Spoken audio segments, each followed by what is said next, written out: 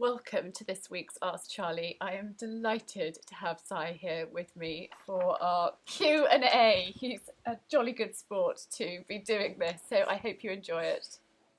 The first question is, what is your favourite outing date as a couple when you get time and pre-lockdown? And what do you both miss during lockdown? Do you want me to go first? Yeah.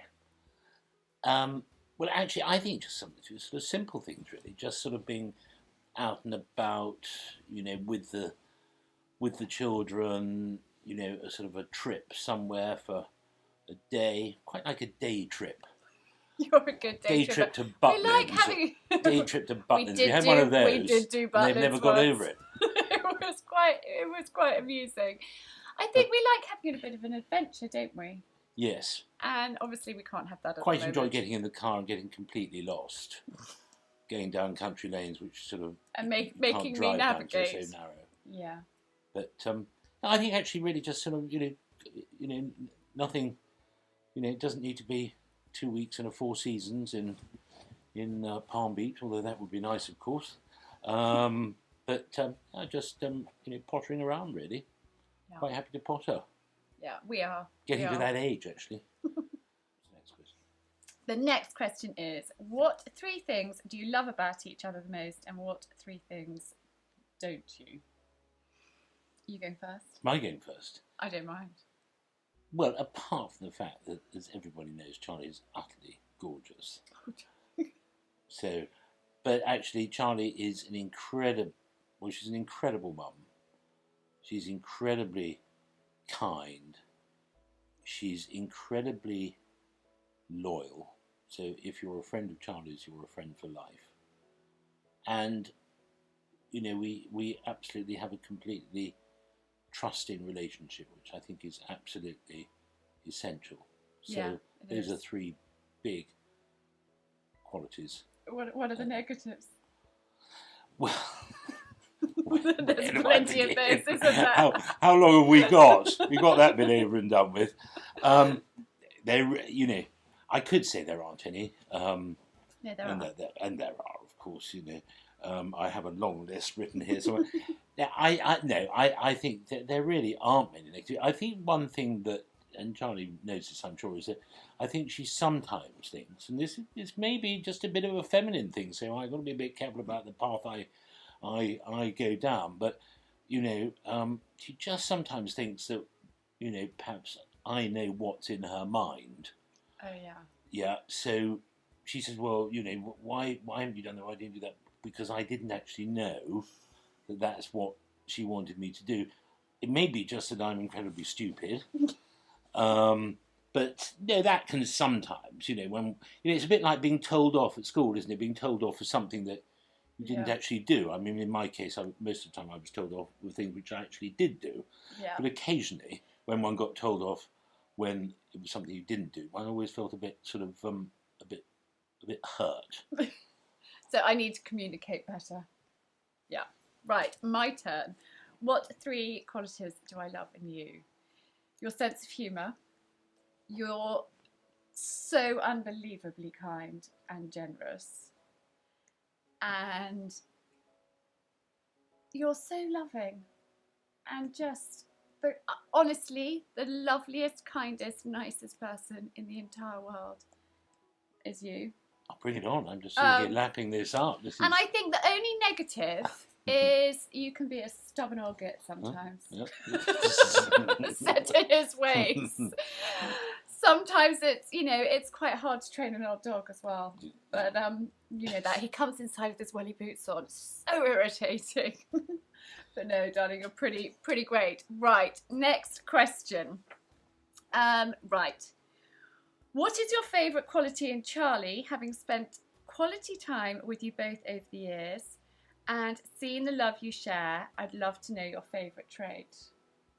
Sort of touched on that. Well, we sort of touched on that. I think, I think, trust and loyalty, just, they're just, if the chips are down, Charlie, and very much like your ma, will always be there, and like many families, we're really experiencing that at the moment. You know, it's not easy for anybody in the current situation, and you know, different businesses are affected in different ways, and ours is certainly massively affected. You know, and Charlie is there, you know, right behind me and the family and the children to do, you know, whatever she can to support, whilst, you know, obviously wanting to get on and do, you know, get on with her, you know, Ask Charlie, which is, you know, becoming more and more, you know, successful, which is great. Thank you, darling. Thank you. Right, don't pick your nails.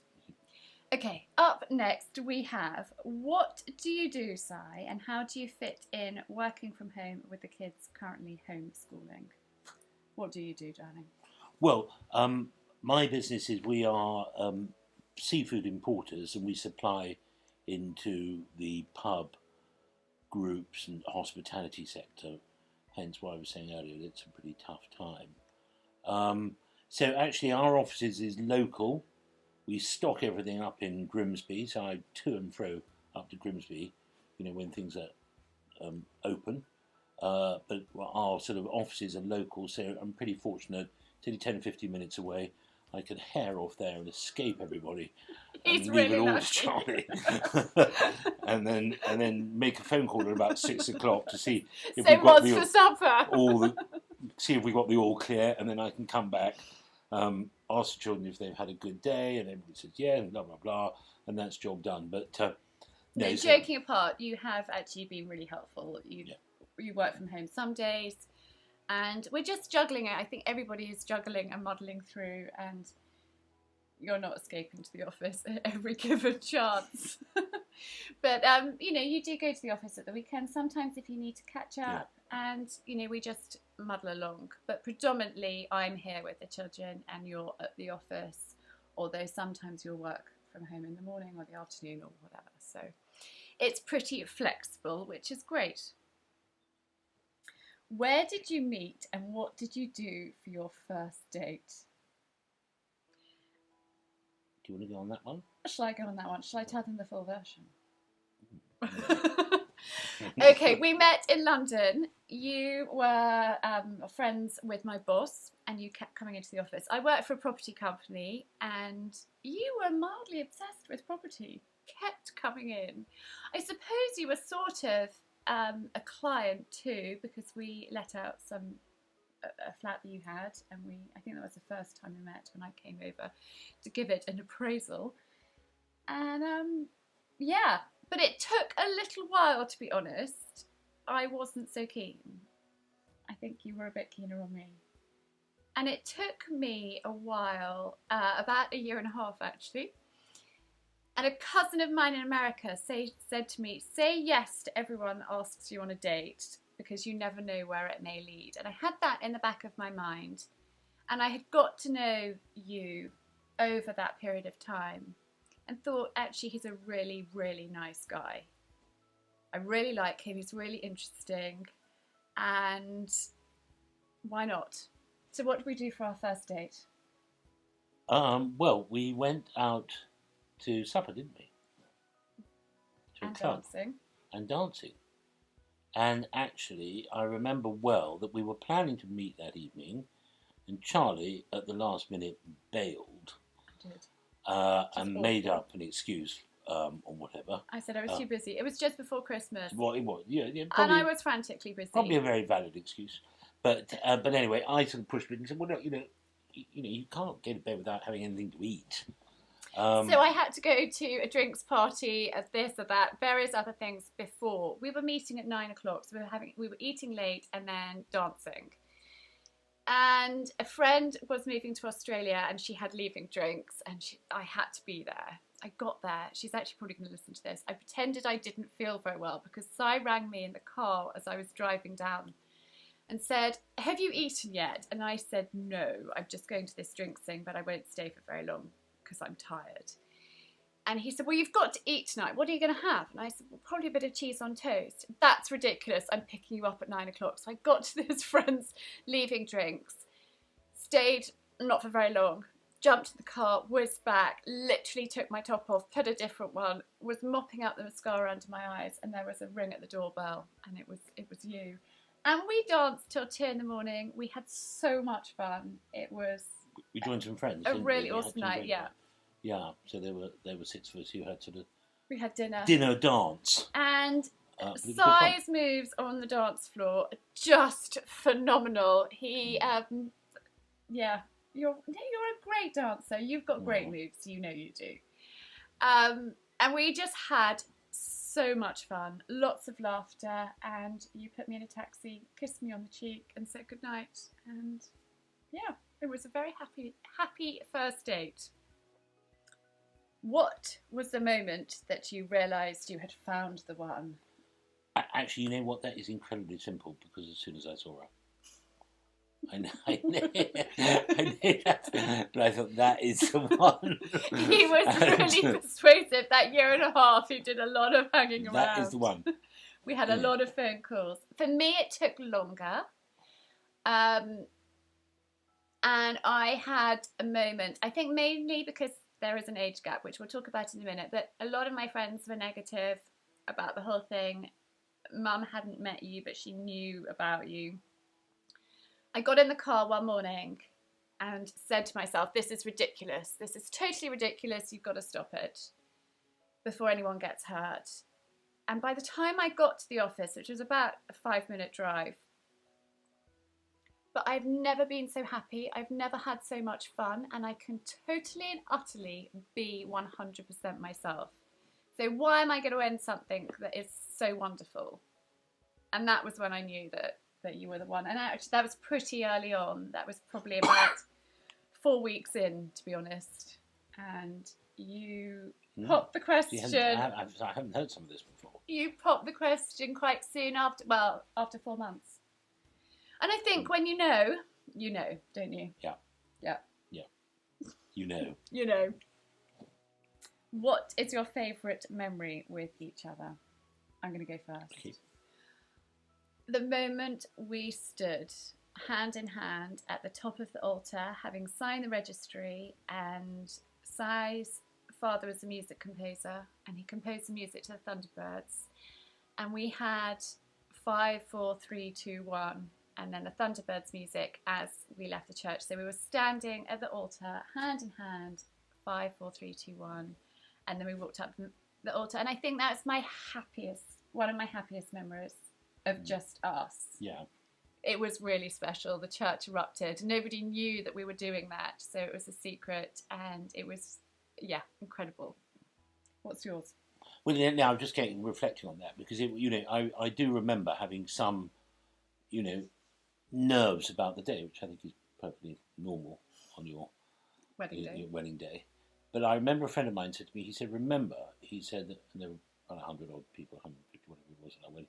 He said, remember, there are 150 people in that room, and all they are doing is there for you guys and rooting for you. And it was just an incredibly sound piece of sort of advice and to hear, because it just made the day even more happy, because one just knew that one was enjoying something and that everybody was part of that, and it was a really special moment for Charlie and I, and hopefully for all our friends too. So, but no, I mean, I think we know one of my favourite moments, probably, Charlie's said hers is actually that, when we had our first child, when Archie was born. Yeah. I mean, it's a really, really amazing moment. And, you kind of, well, as we all know, parents, it does bowl you over, but it's a sort of the it's just kind of the fulfilment of your marriage when you have your first, when you have children, you have your first child. It's an incredibly special time. So that was an unbelievably amazing moment. Archie was born in the middle of the night, and it felt like we were the only people in the world, didn't it? Everything was still, everything was quiet, and it also kind of felt like I seem to remember that the room, your birthing room you were in, you could have different sort of lights and music, and it kind of felt a bit like a sort of nightclub circa 1980s south of France, with sort of I didn't get not that quite vibe. flashing lights, but the sort of stars in the There the were blue stars. There was ceiling, weren't blue there? and stars. Yeah. I remember that. It was very, very Yeah. special moment. What made you move to the country? Is it something that was discussed early on in your courtship or once you were married? And how has the move enriched your lives? Well, you were already living in Sussex. You'd moved out of London, I don't know, 10, 15 years before we met. So you were well established down here. And I knew that once we got married, I'd be moving down to Sussex too. So it was never really a discussion that you would move back to London because your business was here. So it just happened. I grew up in the countryside, so I knew for me, having a family, which is what we really wanted, in London wasn't my first choice at all. I knew it'd be much easier. I love horses and dogs and animals, so that in London is a lot harder, obviously. So it just really happened. It wasn't ever a proper discussion, was it? I did live in London for 6 months after we were married before we bought this house. We'd been looking for a long time, hadn't we? And we hadn't found a home together. So I was renting a small cottage and his business was there when we met. So it took us a while to find this, and then I moved down. I was 5 minutes from the office in London and obviously still working there. So it didn't make too much sense to commute. By the time, just in fact a month after we bought this house, Archer was conceived, which was very exciting. And yeah, it works really well for us in the country with the children, with the animals, and I love having the space, the greenery, being able to go out and walk and ride, and it works really well. We love a little bit of London, don't we? Yeah. You go up to London more than I do, I think, now. Well, barely Well, at all at the moment. Barely at all lockdown, but we, Yeah. yeah. So I think, that kind of answers that. We've just always knew that we were going to be in the country. What are the 3 best things and what are the 3 challenges about having a 20-year age gap? Actually, it's 22 years. But we don't really talk about that. What are the 3 challenges and the 3 best things? I'm not aware of it. When we were first together, my friends seemed to have quite a big issue with it. But you're so young at heart, and you've never really grown up. I mean, you still put very loud music on early on a Saturday morning and the house is rocking.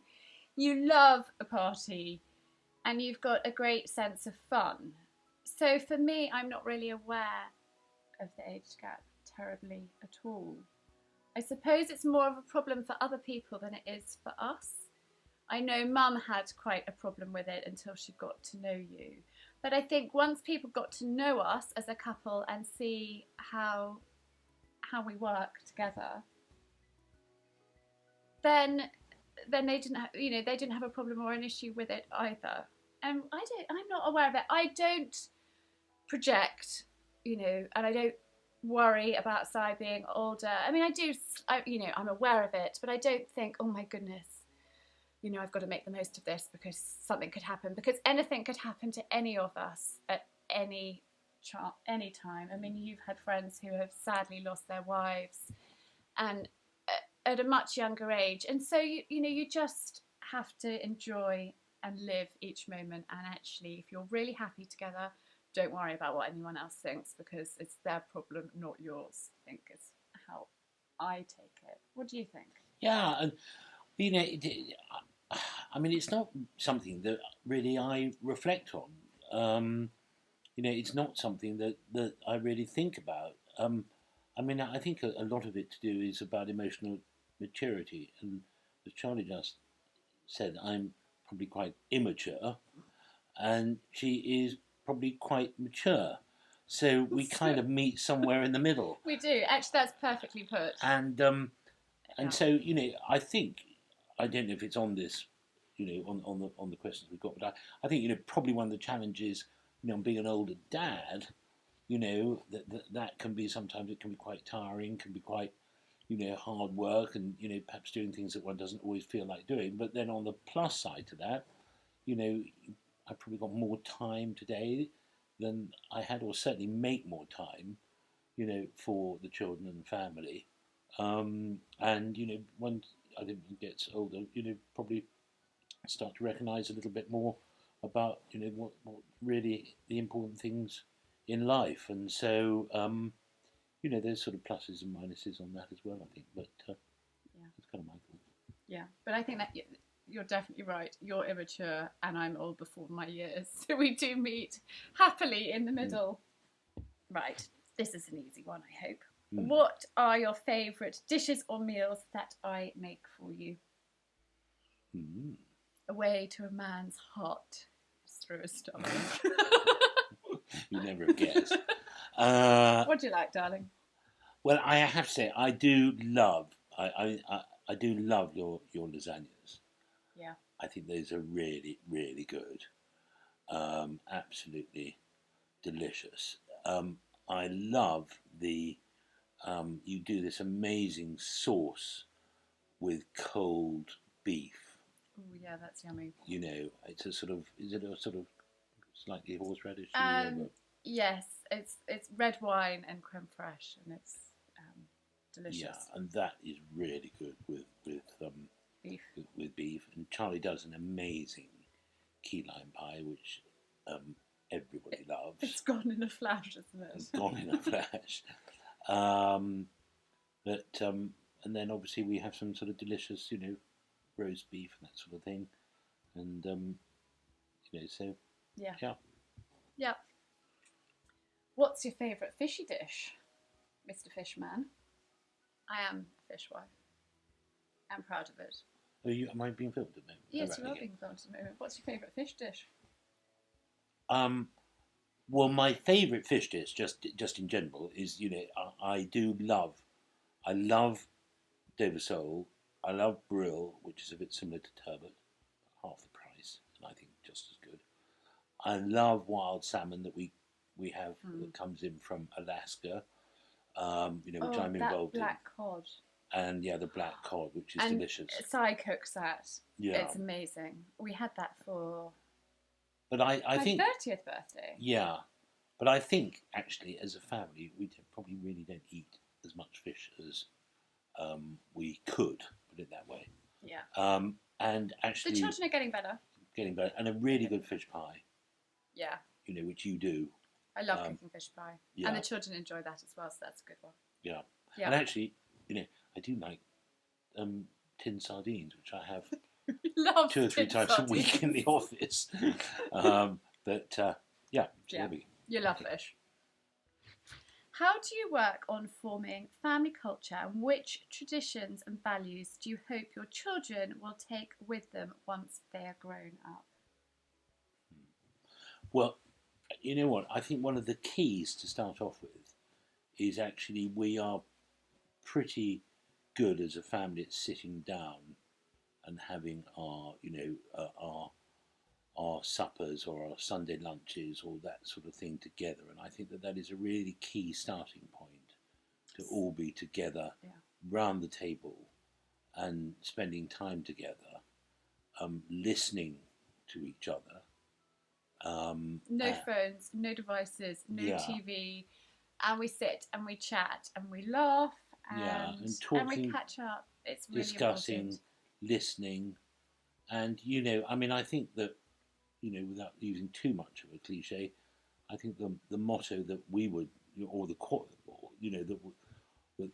quality that we would like to, our children to follow, like all of us, and none of us do it all the time, but long ways, but actually to do unto others as He would have them do unto you. It's a very, very simple mantra, and if you can live by that, and if our children can live by that, as best they can, then I think that is everything else follows and fits into place. Yeah, it does. It really does. I'm always saying, treat other people as you would like to be treated. Be kind. Be thoughtful. And I think that quality family time together is so important. During lockdown, we're having 3 meals a day at the table together, discussing, chatting. working on their table manners, put your napkin on your lap, hold your cutlery properly, and things like that, without taking out the spirit of the children. I mean, Gus is particularly spirited. So I think, I grew up in quite a strict family, as I think you probably did, and I think you can easily squash a child's spirit by being too domineering. And so, we do have a sense of humour and fun around the table, and we do laugh and we do joke, but they know how to behave when they need to, which I think is terribly important. I mean, their school motto is that be the best that you can be, which I think is a great motto. Yeah. And I think the other thing is, that particularly with the world of devices and electronics and everything else that's going on, actually trying to get the children, when they greet people, to look them in the eye. And when they're asked, how are you, to say, yes, I'm very well, thank you, and actually have the courtesy to say, well, and how are you? Because it's quite, that's taken a bit of time to sort of just encourage that sort of, natural response. So, thinking of others. And I think sometimes we feel like parrots, don't we? We keep repeating ourselves. The penny will drop eventually on certain things. We just have to keep persevering. What was the first thing you noticed about me, and how did you know that I was the one? Well, I mean, I suppose to answer the second part of the question first, you kind of just, I just knew. I can't really define that. So that was that. I suppose, if I go back to the first part of the question, I mean, Charlie was just absolutely stunning, and I just thought, wow, and still think, wow, every morning I wake up. But she looks, believe me, she looks amazing in the morning. You think she looks like this all the time. This isn't. It's so kind. I'm looking good at the moment. When I'm in the morning, it's a big downgrade. So, I think it's. Yeah, but we'd really got to know each other, and I think we both really, respect one another and really enjoy each other's company, conversation. I could chat to you for hours and hours, and we did in that year and a half when we were getting to know each other. We chatted a lot. Fortune on mobile phone calls, driving around the country with 3-hour phone calls to Charlie. We did. One day I drove all the way from Devon to London on the phone to Sigh, the entire journey. And I think it was my call. I think it was your call. Actually, I had to stop for a pee break. I remember that. Yes. So we'd really got to know one another, and I think we just really connected well. And our last question is a really good one, I think. Do you have similar parenting ideals, and how do you navigate any differences? I think that is a really good question. Do you want me to go first? Yeah, you go first. I mean, I think the absolute key, for us, and we, again, none of us are perfect at this, but is actually, to be consistent, and to be on the same page, and and to be unwavering, so that if we say, look, if you do that, the consequences are this is going to happen, to stick by it. I.e., if you do that, then you will lose your iPad for a day, and it's gone for a day, and the children can't come up to Charlie or come up to me and say, well, Dan, you said, can I have it back? No, that is it. Yeah. So I think it's actually, supporting each other, because, as we all know, our children are absolutely, love them to pieces as we do. They are incredibly clever at finding a way, if they can, to get what they want by, trying to play perhaps one parent slightly off against the other and get down the middle or whatever, see if they can find a route. You've got to be on the same sheet, and if you're not, and if you do have things that you don't agree on, it's really important you don't have that conversation in front of the children, and to go and just privately discuss and say, hang on, I don't agree with you on that point. Yeah. Because if you have that in front of your children, you will show weakness. And where they see weakness, they will try and And we don't agree on absolutely everything, No. but the important thing is not to undermine each other in front of the children. Yeah. That if there is a difference of opinion, and of course there are from time to time, to be able to take that away and discuss it, and then agree on how we're gonna, Yeah. move forward. And we do have a lot of discussions, particularly as the children are approaching their teens, which is 12 and a half. And, we have to, have discussions and put boundaries in place and really work together. And I talk a lot about us as a family being a team. And actually, if all the team players are on the same side, it works really well. And if you've got a team player that isn't really pulling its weight, then you struggle. And I think we work well. I think we probably are both joint captains of our team. And sometimes one of them will come and say, Daddy said I need to ask you, and I'll say, well, I said you need to go and ask Daddy. There'll be this sort of silly conversation because, yeah. Yeah, and I think at the moment also, because of lockdown and because of homeschooling and everything that's going on at the moment, we've also, become a little bit more flexible, probably, widen the boundaries a little bit, because, tech, that's always, I think for many families it's getting that balance right, but it's the way they're communicating with their friends today. It's a way for them not to go completely berserk, having, nobody other than themselves. So, we've relaxed on that a little bit. And, again, that's something consciously that we've come to. I don't think we wanted to do it, but we realised actually the children need to communicate and play games with their friends if they're not seeing them. So they are having more time than they would do normally, and also it's winter, so that it's harder for them to be outside as much. But I think we work well together, and I think it's really important to sit down and discuss anything that we don't agree on or we question, and it's good to question each other, and I think we have some really healthy discussions about how to do things. Anyway, thank you so much for all of your questions. I hope that you have found that interesting. Darling, thank you. Revealing, exactly. Well, I found it revealing. Thank you for being such a jolly good sport, and wishing you a very happy weekend, sending lots of love, and I will see you next week. Thanks, darling.